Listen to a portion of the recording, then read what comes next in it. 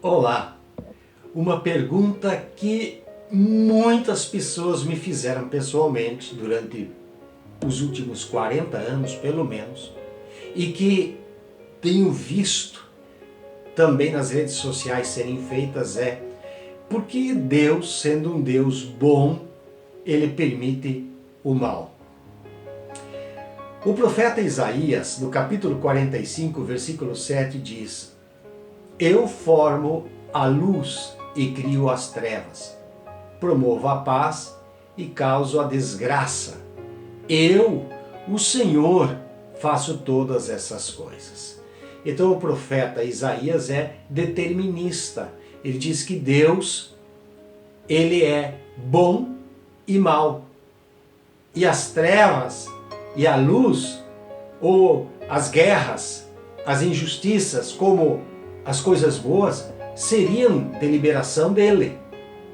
O profeta Jeremias concorda com o profeta Isaías. Ele diz que Deus é aquele quem produz a fatalidade. Lá em Lamentações, capítulo 3, versículo 8, ele diz: não é da boca do Altíssimo que vem tanto as desgraças como as bênçãos. E o profeta Amós concorda quando diz: ocorre alguma desgraça na cidade sem que o Senhor a tenha mandado? Está lá em Amós, capítulo 3, versículo 6. Agora, esses três textos, eles contrariam o que o profeta Abacuque escreveu. Lá em Abacuque, capítulo 1, versículo 13, ele diz: teus olhos são tão puros que não podem suportar ver o mal, não podes tolerar a maldade. O apóstolo Tiago concorda com o profeta Abacuque quando ele diz o seguinte: quando alguém for tentado, jamais deverá dizer, estou sendo tentado por Deus, pois Deus não pode ser tentado pelo mal e a ninguém tenta. Tiago capítulo 1, versículo 13. E o apóstolo João sustenta isso, quando ele diz: essa é a mensagem que dele ouvimos e transmitimos a vocês. Deus é luz e nele não há treva alguma. 1 João capítulo 1, versículo 5. Como conciliar o conceito de um Deus que forma a luz e cria as trevas, promove a paz e causa desgraça? Como é que a gente pode conciliar esse conceito com o Deus que é santo, é puro e não consegue ver o mal? A resposta é bem simples e ela implica dois movimentos de compreensão. O primeiro deles é que a Bíblia indubitavelmente afirma que Deus é perficiente. E isso é inviolável. Entenda, ele é espírito e não possui formas físicas. E como tal, ele é perfeito, é santo, é justo, é absolutamente isento de pecado e perfeitamente justo em todas as suas ações, juízos e escolhas. E além disso, Deus é transcendente. Portanto, ele é independente de sua criação, sem depender dela para sobreviver. Isso é muito claro na Bíblia. E por fim, o texto sagrado, ele destaca em uma frase impressionante, escrita pelo apóstolo João, em 1 João capítulo 4, versículo 8, definindo Deus. Ele declara: Deus é amor. E como um Deus soberano, tudo está sob o seu controle.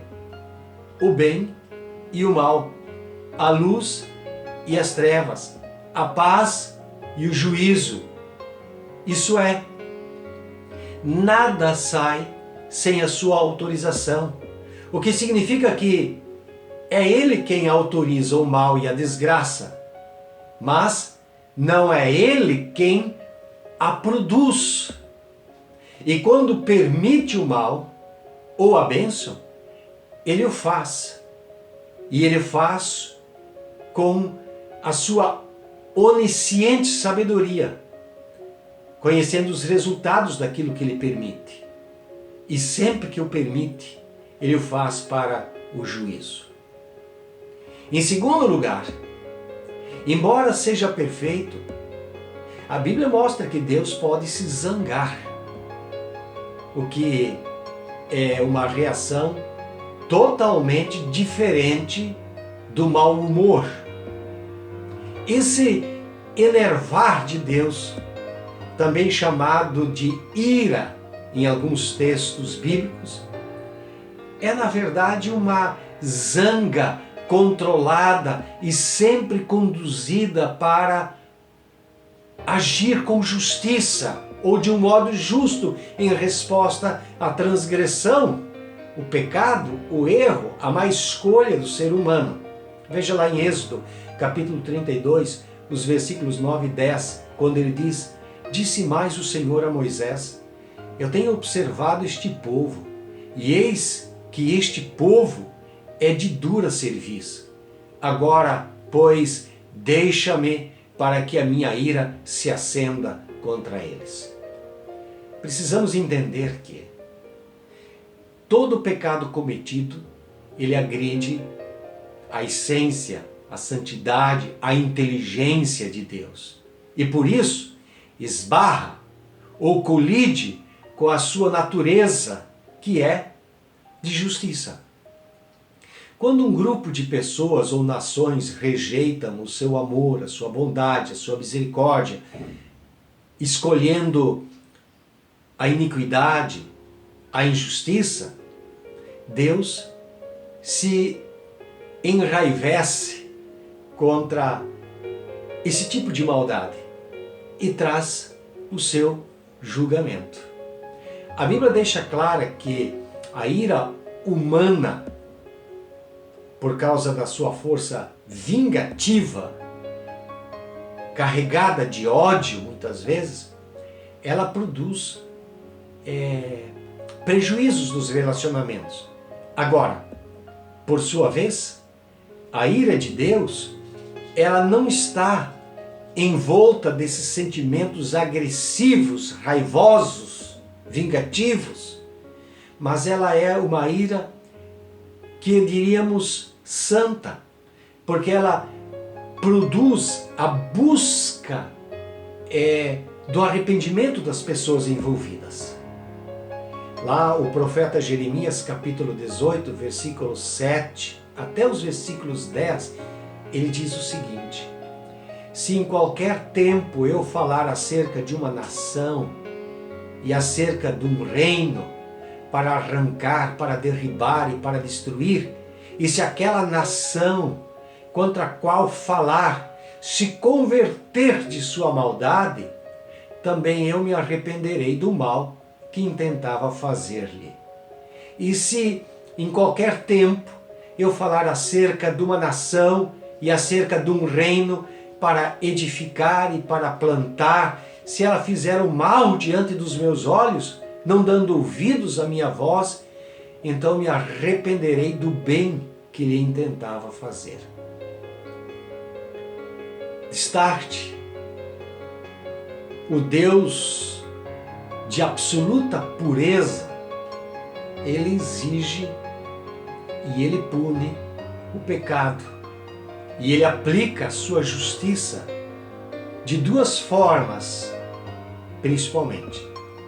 A temporal, que os profetas Isaías chamam de desgraça, lá em Isaías 45, versículo 7, que vem do termo hebraico ha, que designa o desagradável, a aflição, aquilo que promove a infelicidade. Ou seja, Deus permite a desgraça para, de uma certa forma, promover o arrependimento da pessoa. Lá em Provérbio capítulo 13, versículo 11 e 12, ele diz: Meu filho, Não despreze a disciplina do Senhor, nem se magoe com a sua repreensão, pois o Senhor disciplina quem ama, assim como o pai faz ao filho de quem deseja o bem. Além dessa disciplina temporal, buscando o arrependimento das pessoas, Deus permite também a disciplina eterna. E essa, segundo Jesus, é a terrível disciplina, é o juízo de Deus. Porque a pessoa não correspondeu às disciplinas anteriores em vida, aplicadas por Ele, para que houvesse arrependimento. Então Jesus diz em Mateus 25, versículo 41, a respeito dessa segunda disciplina. Essa é irrevogável, imutável. Então ele dirá aos que estiverem à sua esquerda: malditos, apartem-se de mim para o fogo eterno, preparado para o diabo e para os seus anjos. Essa disciplina, esse rigor, ele está destinado àqueles que obstinadamente continuam a viver as suas vidas, fazendo as suas escolhas, não aceitando as disciplinas e correções de Deus e desobedecendo a Deus constantemente, sem busca de arrependimento. Então, Deus produz o mal? Não. Ele o permite. E quando Ele o permite, Ele o faz como uma vara, como um pai que a usa para disciplinar o seu filho em busca de arrependimento da parte dele, para correção, para que o caráter seja aprimorado, melhorado e santificado. Espero que essa mensagem tenha trazido lucidez a respeito deste texto que é tão controverso e tão discutido nos dias de hoje. Se você gostou do conteúdo dessa palavra, compartilhe-a, inscreva-se no meu canal, dê o seu like e eu desejo que Deus te abençoe grandemente em nome de Jesus.